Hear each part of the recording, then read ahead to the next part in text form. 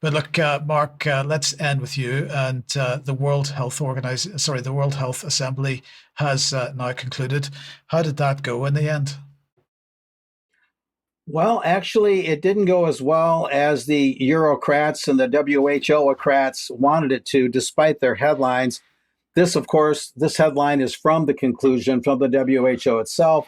The 78th World Health Assembly concludes historic outcomes, consequential highlights, they're saying. It's a lot of highfalutin language, guys. It's a lot of bromides and bragging in a way. Uh, they're saying in their press release, I'm just citing some of it so we get their own words for it. The 78th World Health Assembly, the WHO, the highest decision-making body in the UN system in terms of health, convened from 19 May through the 27th, so it just ended, under the theme, One World for Health. It would have been more accurate had they said One Health for the World, the One Health system we've talked about.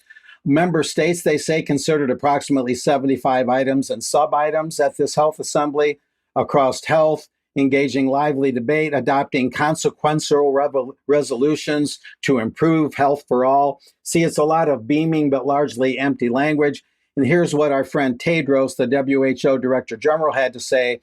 The words historic and landmark are overused, but they are perfectly apt to describe this year's WHA, the adoption of the pandemic agreement and the approval of the next increase in assessed contributions, along with the numerous other resolutions that member states adopted, are a sign to the world that we can achieve cooperation in the face of conflict and unity amid division.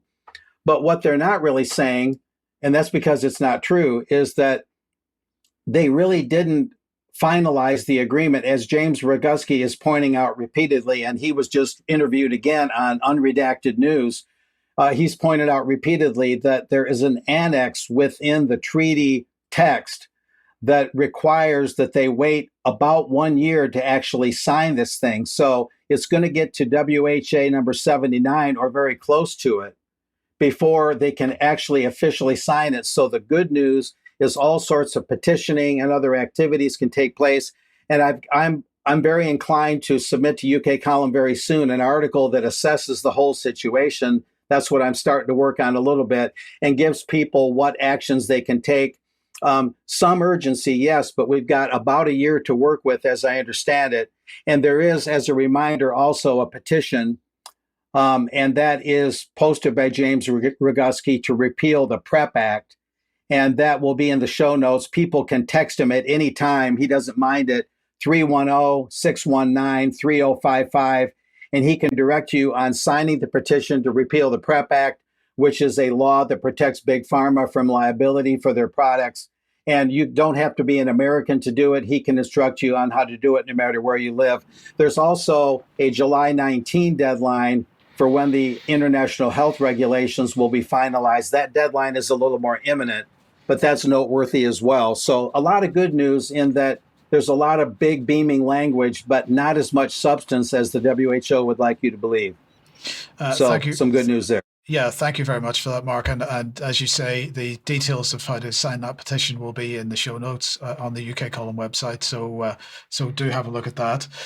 Thank you, Mark. We're going to have to leave it there for today. I'm going to say thank you to you and to Patrick for your contributions. And thank you to everybody that's been watching today. Join us in a few minutes if you're a UK Column member for UK Column News Extra. Just stay on the live stream. If you're not a UK Column member, we do need your support. Your financial support is much appreciated. And if you can't join as a member, then you can join us for extra as well. But we will leave it there for today. Thanks very much to everybody that joined, and have a great weekend. Bye-bye.